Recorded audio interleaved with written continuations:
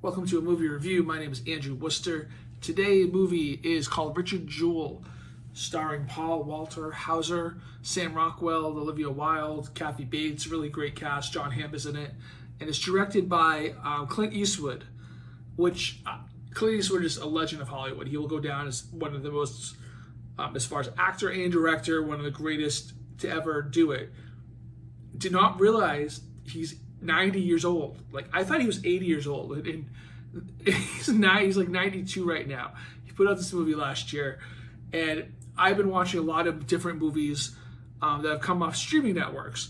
And what I've said with that, and not all of them, but a majority of them, are kind of fill a space between what used to be direct DVD videos and like a theatrical movie video. So it's kind of like that B to see version of an actual movie that you would see in the cinema.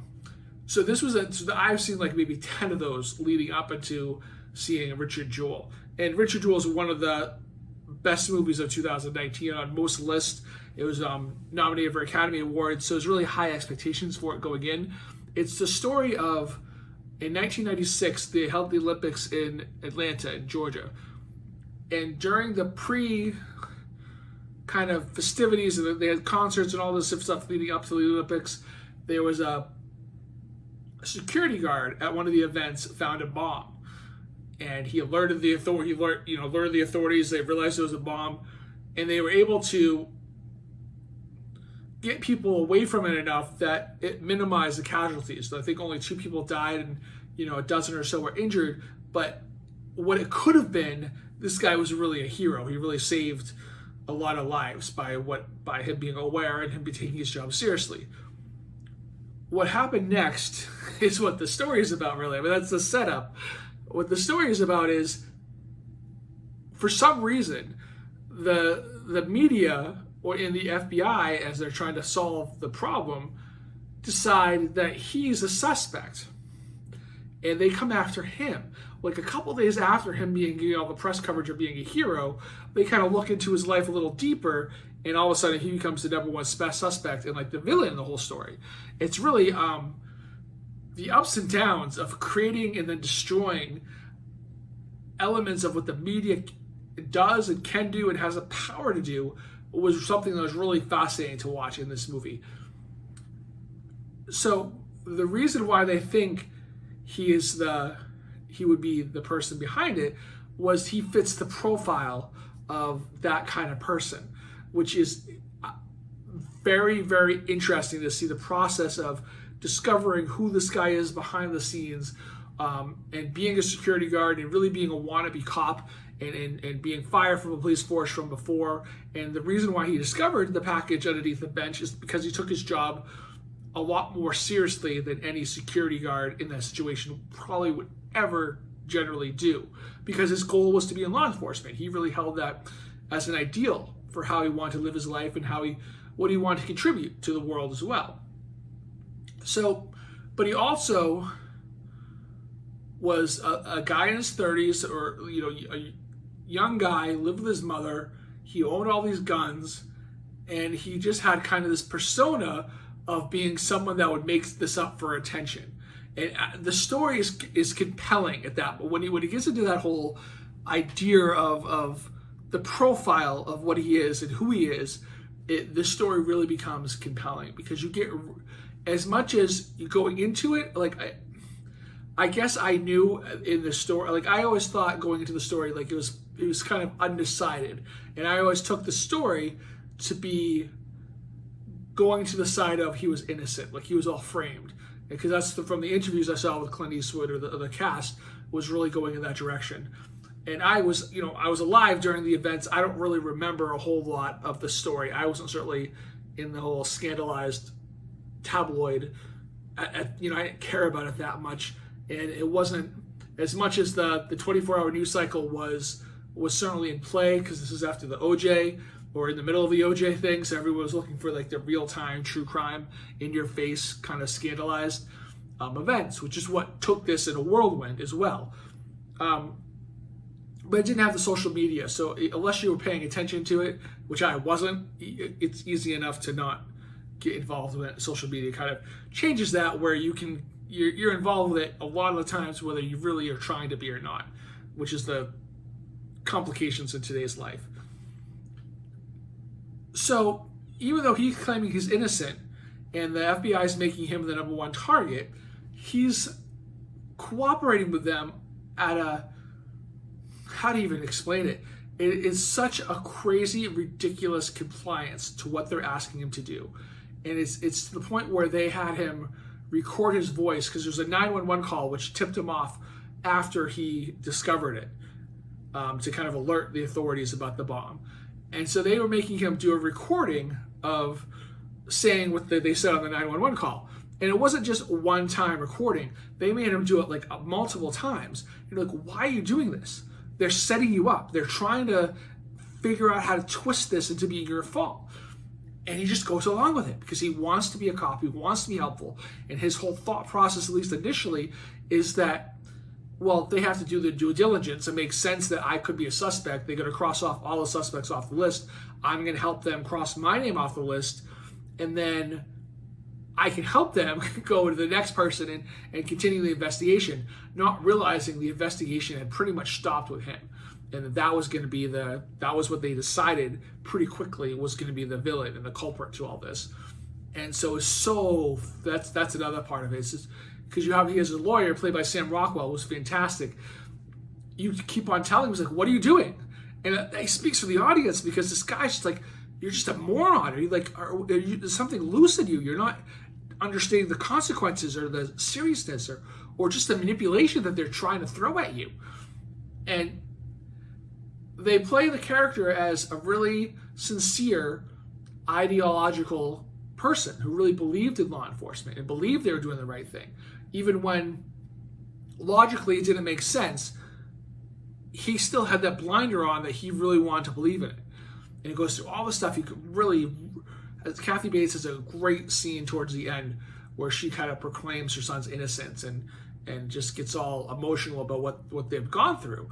And the twist of being a hero for a couple of days to being utterly the villain, where you can't move from your house without these media and there's all this coverage, because they're down there for the Olympics anyway. It hadn't really started. They're looking for a story. So, oh, well, we'll go over here. We're going to find out somehow this is more interesting.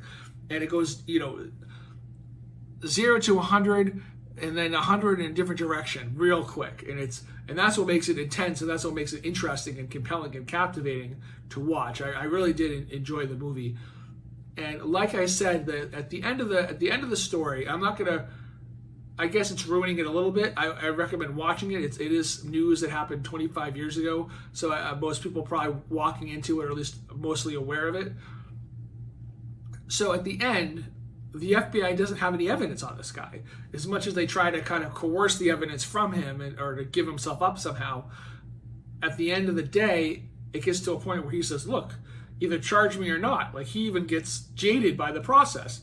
And that's really kind of a sad thing as well. You see someone so ideological and so behind the FBI to lose that sense of their credibility. It's that, in a way, at first you find it really frustrating and like annoying, because how can you be so stupid? It's obvious what they're doing. And then when he gets to the breaking point where he does change, you confront what they're doing, you feel, I felt bad. I was like, why does it have to be like this? Yes, he was an innocent, naive person who was, in his 20s or early 30s, but the world shouldn't have to break that. You know what I mean? He was not hurting anybody. He was just living his life. But they broke him. And they got to a point where they broke him. And so the FBI has to close up the case because they don't have anything. They didn't get any confession. There's no evidence to say that he did it. As far as anything shows, he was the hero in this story. So at the very end, they do that. And then it's like, I want to say it's almost like 4 years later. They cut to 4 years later. And I'm not, they don't explain how they found out. I guess they kept the investigation going. It took them 4 years, and they tracked down someone that confessed to planning the bomb, or to be involved in the bomb. And at this point, he's moved on to his life. He's actually working in a police station. So the lawyer friend that he had, who actually they became really good friends, and even now, I guess the mother, Richard Jewell has passed away. He passed away at 44 from a heart condition, I believe. But Richard Jewell's mother and the lawyer, who's played by Sam Rockwell, and his wife and his family have all stayed close, have all been friends. So he comes to tell them that, everything's officially done. They found the person. I know you were cleared, but now we know what happened. We know what you prevented. Who set up the bomb that you found, that you saved people from. And there's a moment after he tells them that. This is the very end of the movie. Spoilers, I guess I'm spoiling it already. The very end of the movie where you see him kind of contemplating and thinking about what they found out. And for me, one of the theories that was brought up by the FBI was, well, he had an accomplice. He might have done it all himself. He had an accomplice who made the 911 call, who did a couple of pieces that they couldn't quite put together, that they had to put someone else in, and they couldn't find that other person. And so when they find out, okay, we have another person who's confessed to it, you could take the ending look that he has, the relief of, well, I'm glad that's finally put to bed. It's a really kind of reflective moment on the whole situation, even though it was 4 years ago, all the stuff he went through, that he was kind of past, bringing that up again. Or how I looked at it, I took it, was he was very lacked emotion throughout the whole movie, and that was kind of what made you frustrating when everything was getting built hype more and more around him, and they were really trying to close into him. He didn't show any emotion, like he cared or he understood, and so he gave that same kind of look. They looked in the air, where it's kind of like a pensive thought look. It has a little bit of thought in it, but it's like blank as well, and you're like, he did it. He must have done it. Like the profile fits so much, and that's why the FBI was so adamant about that. He must have been involved in it. You see the look they gave you. The filmmakers and Clint Eastwood gave you that opening to be like, you know what? Maybe that was the person that helped him out. Maybe he actually was part of it, because as much as it was just the circumstances and the profile fitting it so well. And they had to drop it because they had no real evidence or proof. But man, it is hard to tell. I mean, it's a movie about the whole situation, and it kind of goes you step by step of what happened and what, and showing you all the stuff he did and how the media attacked him so viciously without any evidence or proof, and making things up and distorting what was actually around and true. But at the end of the movie, I don't know. I don't know if he did it or not. It's something that I think he did, because the way they could pile the profile against him and how it checks so many boxes fitting someone that would do that, to kind of get attention and get the notoriety that he wanted, to have a way to prove himself as a cop, as a law enforcement, even though he was just a security guard. He wanted that validation so much that you could see him going to those links. So again, he was exonerated. So in the eyes of the world, he is innocent. The movie paints a different picture, and it's hard to know. But I appreciate you sticking around for 13 and a half minutes for me. My name's Andrew Wooster. The movie's Richard Jewell, directed by Clint Eastwood. Definitely check it out. I saw it on HBO Max. You can always buy it on iTunes and lots of other places to see it. But take care until the next time. Appreciate the time.